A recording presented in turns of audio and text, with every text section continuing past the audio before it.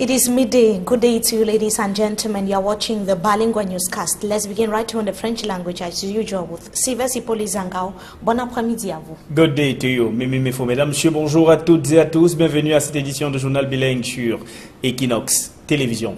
Lutte contre Boko Haram, les ministres en charge de la défense, les chefs d'état-major des armées, les chefs des services de sécurité et de renseignement de la commission du bassin du lac Tchad se sont donc concertés hier dans la ville de Yaoundé avec pour objectif d'améliorer les stratégies pour venir à bout du terrorisme dans la région. C'est un reportage de Guizou.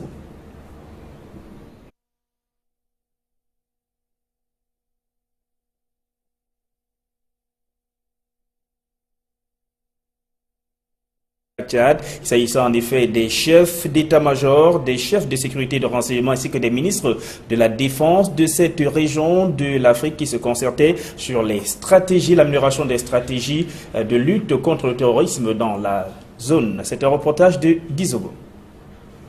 La commission du bassin du lac Tchad fait le point sécuritaire. C'est dans le cadre de la réunion des ministres de la défense, des chefs d'état-major des armées et des services de renseignement et de sécurité qui vient de se tenir à Yaoundé. D'emblée, les résultats engrangés contre Boko Haram par la force multinationale mixte, le bras armé de la commission de bassin du lac Tchad, sont de qualité. Je voudrais rendre un hommage mérité à la force multinationale mixte dont l'engagement a été déterminant pour la quasi-neutralisation de Boko Haram. Malgré les attentats suicides et le recours aux engins explosifs improvisés qui s'apparentent au champ lugubre et spectaculaire qui signe avant sa mort, l'action de la FMM, combinée à celle des opérations nationales des armées de nos pays, a permis à des régions de nos pays de revivre pleinement et progressivement dans la paix. Une bataille à laquelle se mêlent les civils avec engagement.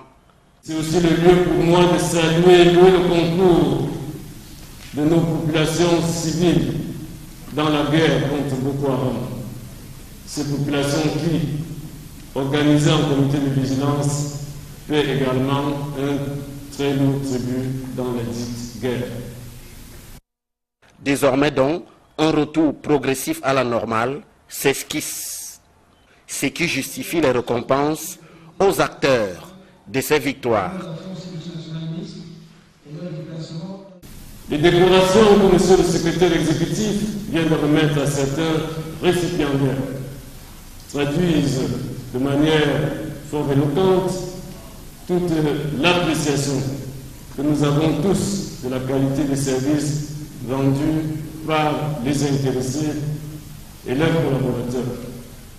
Reste que les malentendus sont également là avec les exigences de certains soldats de la force multinationale mixte d'être payés au même titre que leurs camarades incorporés dans les forces onusiennes. Le secrétaire exécutif de la commission du bassin du lac Tchad, Sanoussi Imran Abdoulaye, a expliqué qu'il n'en est pas question du moment que la force multinationale mixte est juste un regroupement des armées de la commission du bassin du lac Tchad, chacune étant prise en charge financièrement par son pays. Il faut espérer que ces clarifications ramènent définitivement la sérénité dans les rangs de la force multinationale mixte. Peter Mafane Moussongue a quitté sa charge de sénateur pour se consacrer uniquement à ses fonctions de président de la commission pour la promotion du bilinguisme et le multiculturalisme. Son siège est donc appelé à être remplacé, occupé par un autre sénateur. Mais que prévoit la loi en la matière? Marcelin Gansop. La démission de l'ancien Premier ministre de ses fonctions de sénateur ouvre la voie à une succession rigoureusement encadrée par la loi, puisqu'il s'agit d'un sénateur nommé par le président de la République. Le mécanisme de la suppléance doit être invoqué. Il faut dire que la démission ouvre la vacance, parce que la vacance est ouverte en cas de décès démission ou d'accession à une fonction incompatible.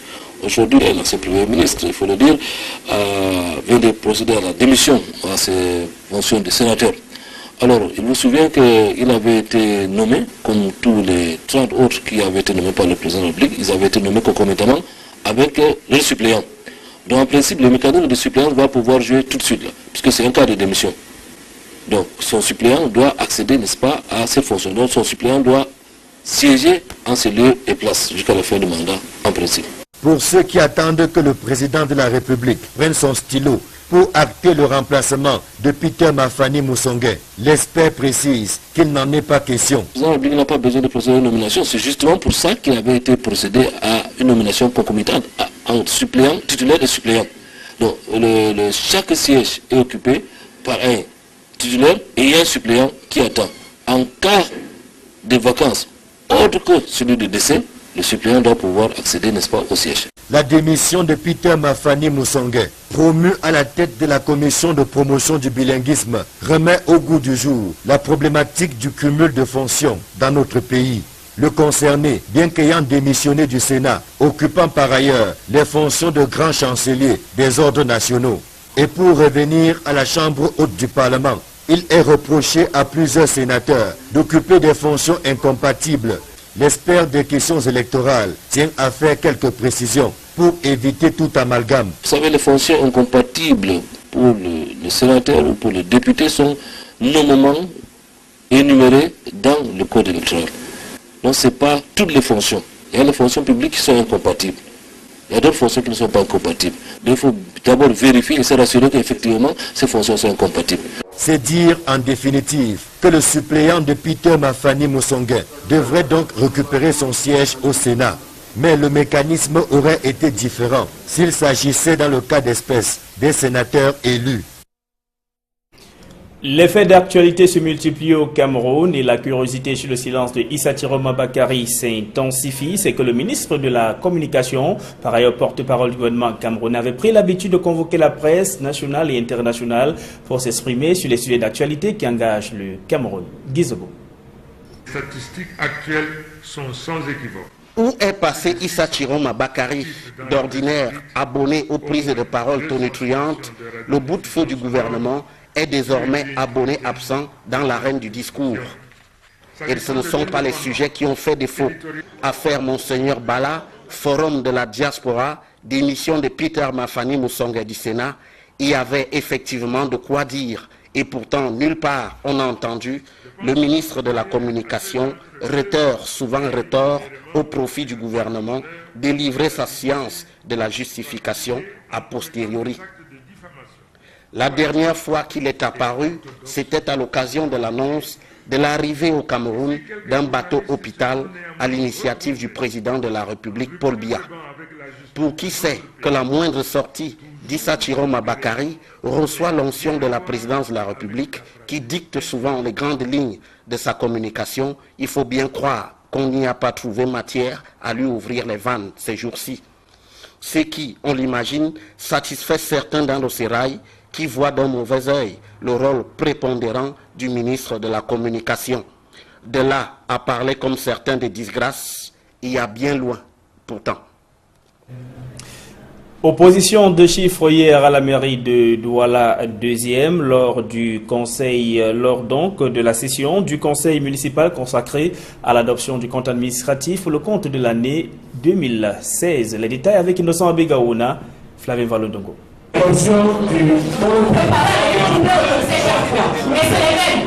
Le processus d'adoption du compte administratif de la commune de Douala 2e ne s'est pas fait sans éclat de voix. Monsieur le Président, le compte de 2008, je sais que vous avez toujours en tête. Et rappelez-vous de 2002, je n'étais pas maire. Il y a eu quoi? Mais c'est pas possible. C'est possible. Nous n'avons plus à sortir les documents ici. Vous avez voulu l'éclaircissement, les techniciens vous ont répondu. En effet, lors de la lecture des rapports des pièces comptables, les gestionnaires ne se sont pas accordés sur les chiffres pour un écart de 15 millions de francs CFA. Il est vrai effectivement qu'il y a eu quelques écarts de voix, mais toujours est-il que c'est l'ambiance du conseil. Tout c'est relatif à la concordance des chiffres, parce qu'on s'est rendu compte que le receveur et le comptable matière n'étaient pas d'accord. sur les différents budgets qu'ils nous ont présentés ou alors... Dans les actions amenées sur le terrain par l'exécutif municipal de Douala 2e, certains conseillers municipaux estiment que rien n'est fait sur le terrain, mais plutôt sur du papier. Vous avez suivi, vous-même un conseiller municipal dit que dans son quartier, sa circonscription, on n'a rien vu. On a vu les choses sur le papier. Il est question qu'on vérifie la matérialité et tout ça. C'est ce que nous avons relevé au sein du conseil. Sur le compte administratif de l'exercice 2016, il affiche en recette la somme de 1 772 685 985 francs CFA et en dépenses la somme de 1 412 523 231 francs CFA, soit un excédent des recettes sur les dépenses de 660 163 754 francs CFA. Cette évaluation à mi-parcours du budget de la commune de Douala 2e va permettre au maire et ses collaborateurs de réajuster les actions à mener sur le terrain. Et nous allons également essayer justement de réaliser beaucoup plus des actions durables envers les populations et surtout maintenant en ce moment de pluie, nous allons également voir dans quelle mesure nous allons entretenir surtout nos caniveaux, surtout les voies exécutoires pour permettre l'écoulement facile des eaux. La cérémonie qui a drainé grand monde s'est déroulée en présence de la représentante du préfet du département du Vouri. Dans l'actualité hors de nos frontières, l'épidémie de choléra sévit au Soudan du Sud. Déjà 2500 personnes sont fortement touchées par la maladie. Reportage de Nalbris Kandan. Ce sont plus de 2500 personnes qui sont touchées par le choléra au Soudan du Sud depuis avril dernier. Après la saison sèche, de fortes pluies s'abattent sur le pays. En l'espace de 3 mois, l'essentiel des cours d'eau ont été contaminés par divers déchets. Si l'épidémie touche une bonne frange de la population, les quelques 200 000 réfugiés repartis dans divers camps d'accueil du Haut Commissariat des Nations Unies sont également particulièrement frappés. L'ONU, qui a entrepris de construire ce forage pour décanter la situation, lance l'alerte. Problème, les médecins estiment que le dispositif d'accueil des personnes atteintes par la maladie se trouve saturé face au flux des contaminés. L'ONU avertit que des milliers de personnes pourraient perdre la vie du fait de l'épidémie qui vient s'ajouter à la famine dans le pays, surtout que le cheminement de l'assistance humanitaire par les ONG est rendu difficile par la crise politique entre le Soudan du Sud et son voisin, le Soudan. Depuis l'émancipation du Soudan du Sud qui s'est détaché du Soudan en 2011, les affrontements armés entre les deux voisins sont constants. Et la suite de ce journal, c'est avec vous, Mimifo. Good day, once more. Good day to you, Sivesi Polizanga. To our televiewers, good afternoon. We thank you so much for joining us in this second segment of the news. Despite the announcement by the Public Health Minister Andrew Mamafuda in Cameroon that dialysis machines would be made available in hospitals across the national territory, the lives of patients with kidney problems are still at stake. Management of the hemodialysis center in the Bolova South region of the country are urging for urgent government response to the problem of limited machines for dialysis or patients that are suffering from kidney failure. The patients have to travel from the center region to the south region of the country for treatment, but the hospital management in Bolova South region of the country are indicating that if nothing is done, the situation would get out of hand. Details in the following report. The consequences of the recent breakdown of hemodialysis machines at the General Hospital in Yaoundé are enormous on patients with kidney problems.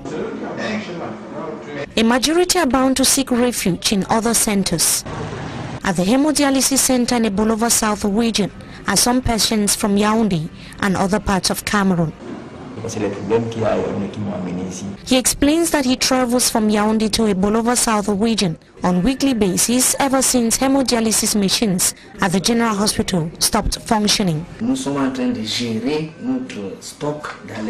the chief of the hemodialysis center in Bolova is worried about the negative repercussion of the influx of patients with kidney failure to the center in the coming days.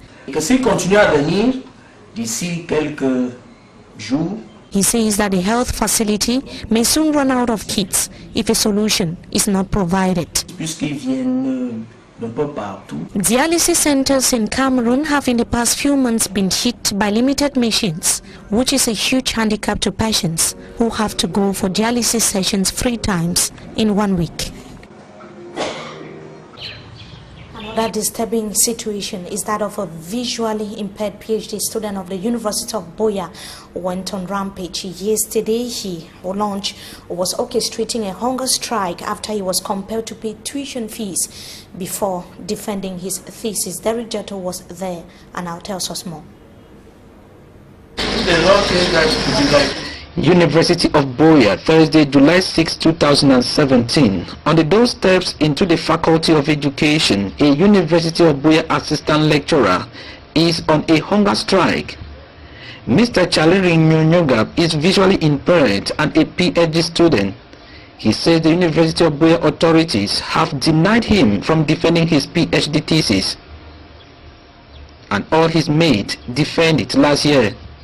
The reason is that this blind assistant lecturer has not paid the tuition fee per the University of Buea authorities. In one of his letters to the Vice Chancellor last year, Mr. Charlie Nyonyogab quoted the law protecting the students of his kind, which other state universities like the University of Douala and Yaoundé are respecting. Yes, the 2010 law on the protection and welfare of persons with disabilities, if you read sections 28 and 29, the law says that the state shall provide the material and financial needs of pupils and students with disabilities.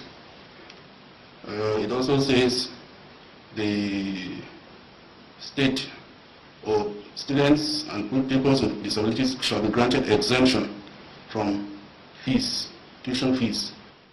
Today, the University of Buea assistant lecturer who teaches special needs education is seated on the floor in front of his students. Mr. Charlie Nyonyogab feels that the internal mechanism of the University of Buea have all been exhausted, reason why he is calling on President Paul Biya to come to his rescue. I have written a letter to the President of the Republic because my encounter in the university here has not been a palatable one. Since I applied last year in October, it's more than 8 months. But sources from the University of Buea authorities hold that other visually impaired students have gone through the same academic process and did pay their tuition fee. But Mr. Charlie Nyonyogab told us that he is the first visually impaired PhD student in the history of the University of Buea, and all he needs is for the law to be respected, for he did not bargain for disability. And hoping that his cries would get to the right headquarters, so we are still to get reactions from authorities of the University of Buea. Now, it's been months of hardship in Bangau, the Mongo division of the country, since residents were deprived of electricity. They have been for 4 months now without electricity. Let us see how they are coping on a daily basis in the following report. I am home alone. There is no electricity. We have been in the dark for 4 months now. The ordeal of a resident in Banga whose activities have been perturbed by power cut. He adds that his 2 sons face difficulties preparing for end-of-year examinations due to the absence of electricity. The impact of the problem is general, as this Mbanga resident explains. Bush lamps and artificial lights have become the only option. She also complains that fridges and irons are out of use. They cannot iron dresses or conserve food in the fridge as a result, she explains. Mbanga has been without electricity since February 2017. Several electric poles are lying on the ground to the indifference of the company in charge of electricity. The mayor of the locality said that the problem is not at his level. He has written on several occasions to the company in charge and even to the Ministry of Energy, but his move is still to bear fruits. Councillors on their part say that they have tended to shoulder the burden more. Locals are accusing them of failing to fulfill campaign promises. Several parts of the Mongo division are constantly being affected by power cuts.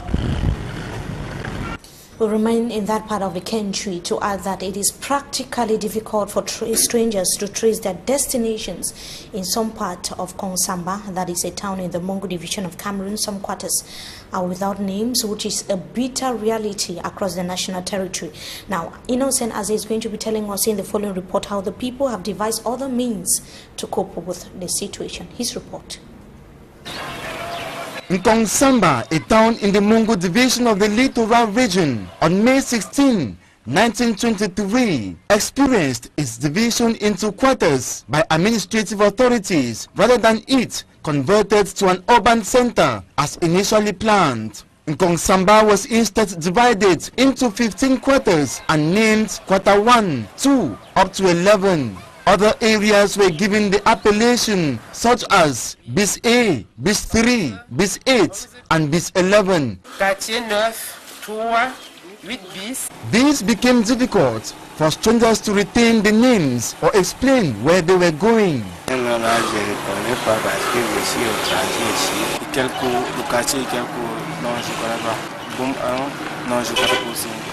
Some could retain only the names of their quarters.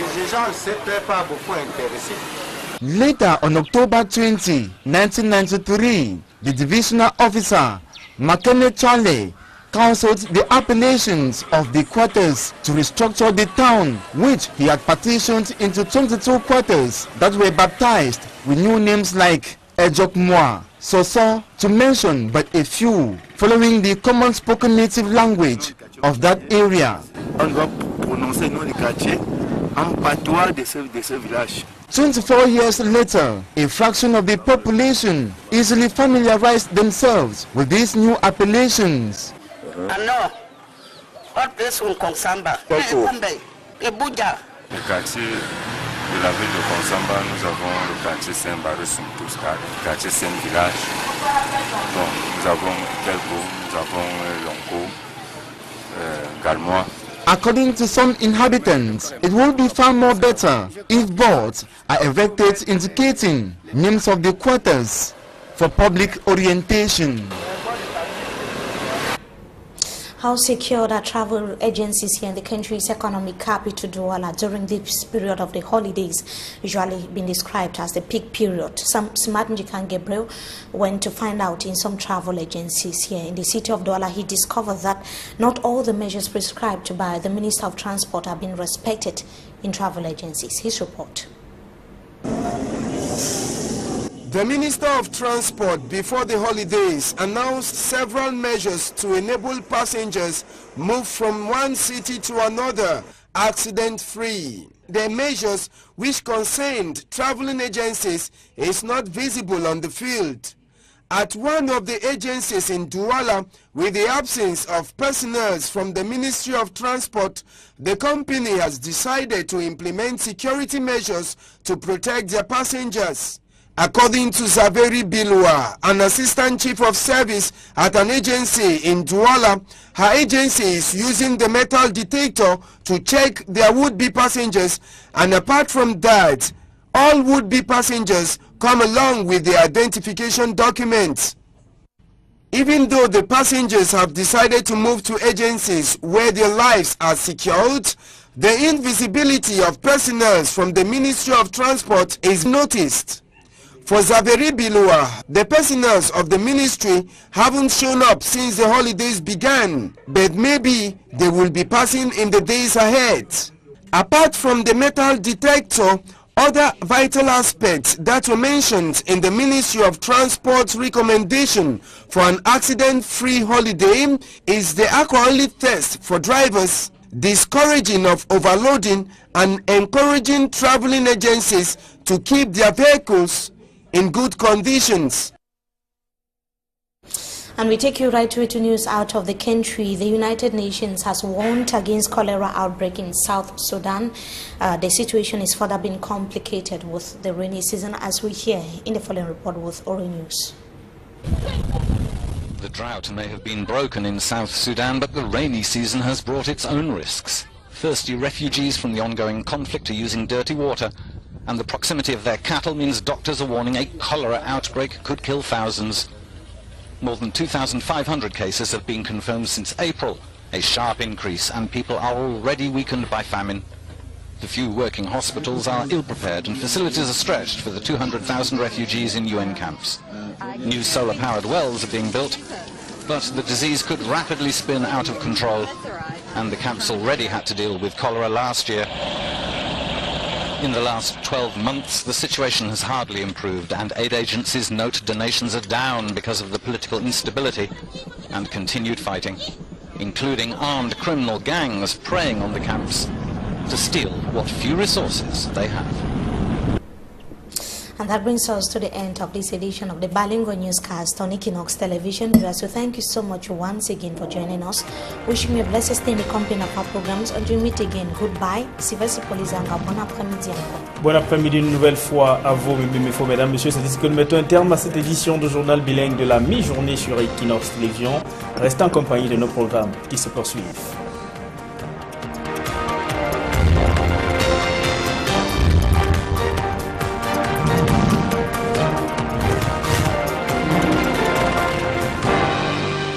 Sécurité qui vient de se tenir à Yaoundé.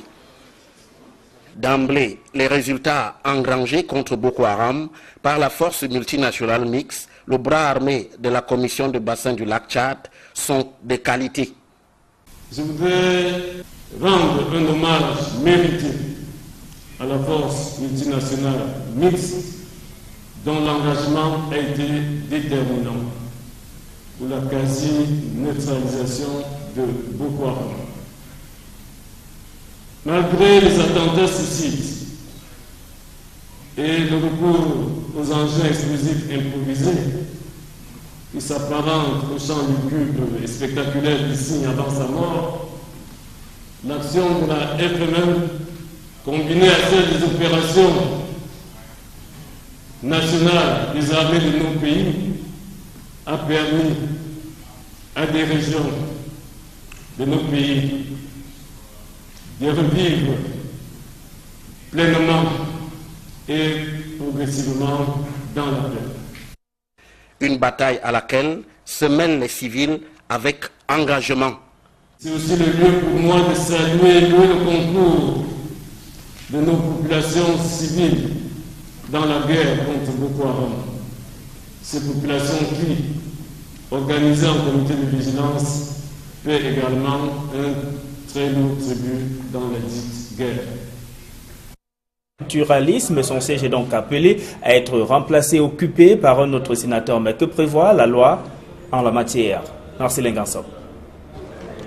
La démission de l'ancien Premier ministre de ses fonctions de sénateur ouvre la voie à une succession rigoureusement encadrée par la loi, puisqu'il s'agit d'un sénateur nommé par le président de la République. Le mécanisme de la suppléance doit être invoqué. Déjà, il faut dire que la démission ouvre la vacance. Parce que la vacance est ouverte en cas de décès, de démission ou d'accession à une fonction incompatible. Aujourd'hui, l'ancien Premier ministre, il faut le dire, vient de procéder à la démission à ses fonctions de sénateur. Alors, il vous souvient qu'il avait été nommé, comme tous les 30 autres qui avaient été nommés par le président de la République, ils avaient été nommés concomitamment avec les suppléants. Donc, en principe, le mécanisme de suppléance va pouvoir jouer tout de suite, là, puisque c'est un cas de démission. Donc, son suppléant doit accéder, n'est-ce pas, à cette fonction. Donc, son suppléant doit siéger en ces lieux et places jusqu'à la fin du mandat, en principe. Pour ceux qui attendent que le président de la République prenne son stylo pour acter le remplacement de Peter Mafani Moussongué, l'expert précise qu'il n'en est pas question. Le président de la République n'a pas besoin de procéder à une nomination. C'est justement pour ça qu'il avait été procédé à une nomination concomitante entre suppléant, titulaire et suppléant. Donc, chaque siège est occupé par un titulaire et un suppléant qui attend. En cas de vacances autre que celui de décès, le suppléant doit pouvoir accéder, n'est-ce pas?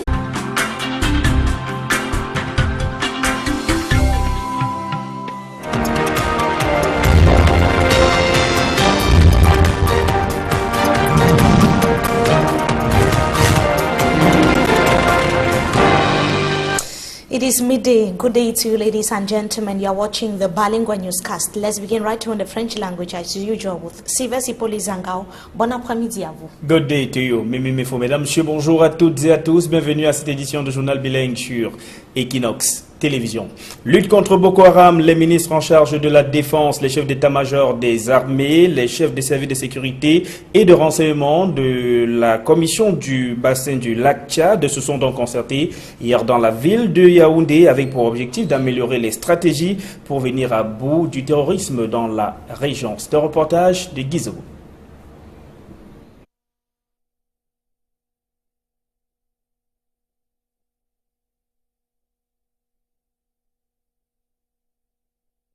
Il s'agissait en effet des chefs d'état-major, des chefs de sécurité et de renseignement ainsi que des ministres de la défense de cette région de l'Afrique qui se concertaient sur les stratégies, l'amélioration des stratégies de lutte contre le terrorisme dans la zone. C'est un reportage de Guizobo. La commission du bassin du lac Tchad fait le point sécuritaire. C'est dans le cadre de la réunion des ministres de la Défense, des chefs d'état-major des armées et des services de renseignement et des sécurité. La démission de Peter Mafani Moussongue, promu à la tête de la commission de promotion du bilinguisme, remet au goût du jour la problématique du cumul de fonctions dans notre pays. Le concerné, bien qu'ayant démissionné du Sénat, occupant par ailleurs les fonctions de grand chancelier des ordres nationaux. Et pour revenir à la Chambre haute du Parlement, il est reproché à plusieurs sénateurs d'occuper des fonctions incompatibles. L'expert des questions électorales tient à faire quelques précisions pour éviter tout amalgame. Vous savez, les fonctions incompatibles pour le sénateur ou pour le député sont normalement énumérées dans le code électoral. Donc ce n'est pas toutes les fonctions. Il y a les fonctions publiques qui sont incompatibles. Il y a d'autres fonctions qui ne sont pas incompatibles. Donc il faut d'abord vérifier et se rassurer qu'effectivement ces fonctions sont incompatibles. C'est dire en définitive que le suppléant de Peter Mafani Moussongue devrait donc récupérer son siège au Sénat. Mais le mécanisme aurait été différent s'il s'agissait dans le cas d'espèce des sénateurs élus. Les faits d'actualité se multiplient au Cameroun et la curiosité sur le silence de Issa Chiroma Bakary s'intensifie. C'est que le ministre de la Communication, par ailleurs porte-parole du gouvernement camerounais, avait pris l'habitude de convoquer la presse nationale et internationale pour s'exprimer sur les sujets d'actualité qui engagent le Cameroun. Guizobo. Les statistiques actuelles sont sans équivoque. Où est passé Issa Chiroma Bakary, d'ordinaire abonné aux prises de parole tonitruantes, désormais donc un retour progressif à la normale s'esquisse, ce qui justifie les récompenses aux acteurs de ces victoires. Les déclarations que M. le secrétaire exécutif vient de remettre à certains récipiendaires traduisent de manière fort éloquente toute l'appréciation que nous avons tous de la qualité des services rendus par les intéressés et leurs collaborateurs. Reste que les malentendus sont également là avec les exigences de certains soldats de la force multinationale mixte d'être payés au même titre que leurs camarades incorporés dans les forces onusiennes.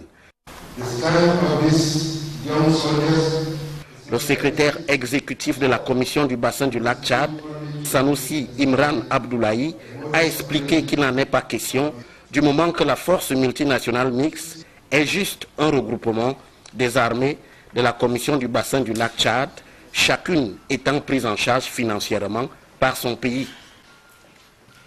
Il faut espérer que ces clarifications ramènent définitivement la sérénité dans les rangs de la force multinationale mixte. Peter Mafani Moussongue a quitté sa charge de sénateur pour se consacrer uniquement à ses fonctions de président de la commission pour la promotion du bilinguisme et le multiculturalisme.